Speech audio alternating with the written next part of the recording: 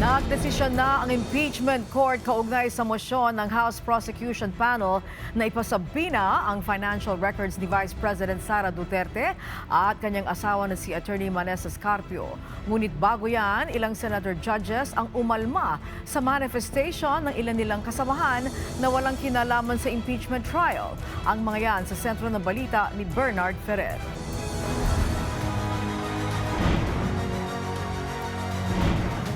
Sa ikapitong araw ng impeachment trial ni Vice President Duterte, agad na naging mainit ang talakayan sa pagitan ng mga senator judge. Hiniling ni Senator Judge Erwin Tulfo na wag nang talakayin sa impeachment court ang mga usaping wala umunong direktang kaugnayan sa paglilitis sa vice-presidente. Kasunod ito ng manifestation ni Senator Judge Robin Padilla para linawin na kapag sumite na siya ng affidavit sa Office of the Ombudsman kaugnay ng reklamong obstruction of justice laban sa kanya. This court was established, was created, the impeachment court, for the Vice President and Vice President only. This should be her time. This should be her forum, not our forum here na ilabas natin ang saloobin natin, mga sagot natin sa mga akusasyon, mga kaso laban sa atin. Iminungkay naman ni Senator Judge Vicente Tito Soto III na i-refer na lamang sa Senate proper ang mga manifestation na wala namang direktang kaugnayan sa impeachment proceedings. Sinuportahan nito ni Senator Judge Francis Kiko Pangilinan. Base sa naging desisyon, Impeachment Court Presiding Officer Francis Chis Escudero,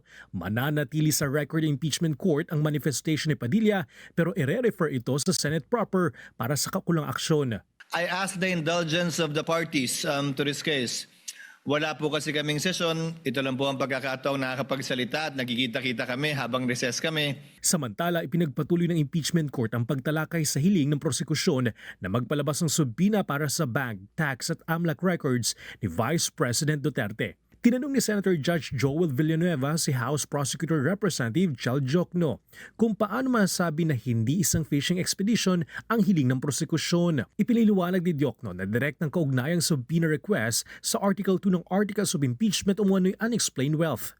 Ayon kay Diokno, ang Statement of Assets, Liabilities and Net Worth o SALN ay nagsisilbing snapshot ng yaman at pananagutan ng isang opisyal, samantalang income tax return ay may tuturing na short video ng mga transaksyon ng isang taxpayer.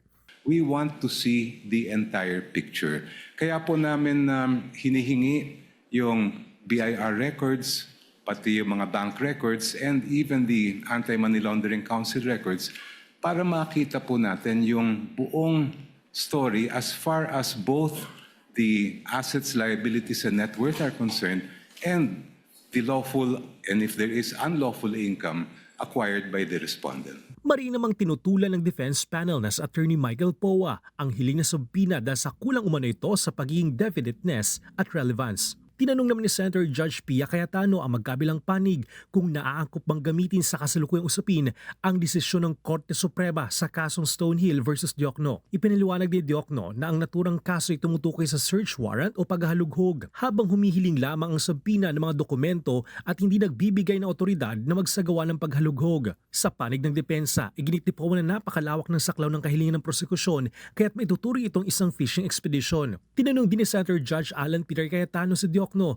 kung nangangahulugan ba ang desisyon ng Korte Suprema sa kasong Duterte versus House of Representatives na ang mga impeachable acts ay dapat naganap habang respondent ay isa ng impeachable officer. Tugon dito ni Diokno. The court said the basis of the charge must relate to the incumbency of the impeachable official, which does not rule out the presentation of evidence of acts or omissions that occurred before the person became an impeachable officer. Matapos ang dalawang trial dates ng oral arguments, pinagbigyan ng impeachment court ang hiling ng prosekusyon na magpalabas ng subpina para sa tax, bank at AMLAC records ni Vice President Duterte ng kanyang asawa na si Attorney Manessa Scarpio at 19 pang corporate entities na inuugnay sa kanila. Saklaw ng subpina mga bank records na mag-asawa mula 2007 hanggang 2021. After a careful examination of the records requested, the court finds that the requested documents meet the requirements set forth above. They are reasonably described, readily identifiable, prima facie relevant, and material to the allegations under Article 2. Hindi naman isinama sa subpina ang foreign currency deposit accounts, mga records ng law firm, at 2 corporate entities. Inatasan ng impeachment court ang mga bangko, AMLAC at BIR na isumite sa clerk of court ang kanilang mga records sa July 30, alas 9 ng umaga habang ang mga dokumento mula sa AMLAC ay daraan muna sa in-camera review ng presiding officer bago ito maaaring ilabas sa mga partido. Bernard Ferrer para sa Bayan.